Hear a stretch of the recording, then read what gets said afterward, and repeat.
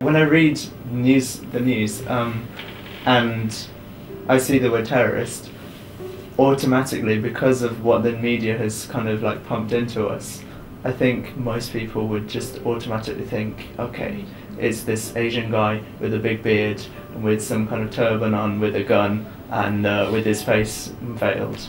And I think that is such a shame that like we have this preconceived idea of what this is what a terrorist is. Really, to be honest, I find it sometimes difficult to go out openly in the public places. Like how gonna people judge me with my beard? And it is difficult. Like media has made it difficult for me to practice my deen in a happy way. So some people, I think, that they don't keep a beard because of this reason. They don't want to show them that, like, people are going to judge them as a terrorist. They don't want to put the jibban hat on, which is the identity of their religion, just because of this media showing this kind of picturizing these kind of images in people's mind. So it's really affecting. Not even just men.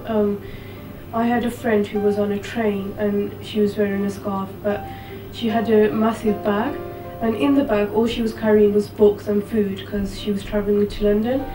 But a white guy came, sat in front of her, and he had terror written all over his face, and just literally jumped off and went to the next carriage.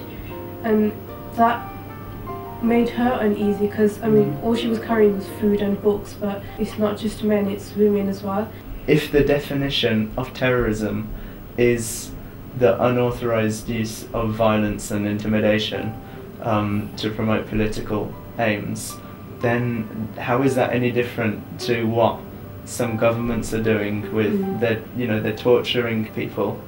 That is not called terrorism. Yeah, and that isn't classed as terrorism, but really it is effectively, isn't it? I think in schools they should teach you the real life stuff, what's going on in the world basically, because kids aren't taught about media or terrorism. They're taught about the basic stuff, but this is not what we grow up with.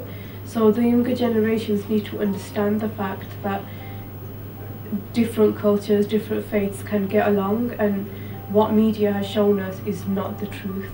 Yeah, I say educating people, meeting people, like you said, who are different to you, communicating with them. That is how we break down these barriers.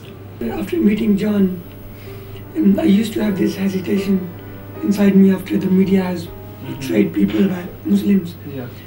How would I speak to a Christian? But after meeting you, I feel confidence now to go out and talk to all the Christians about my faith and knowing about the other faiths. So it was really nice meeting you, John. Thank you, and you.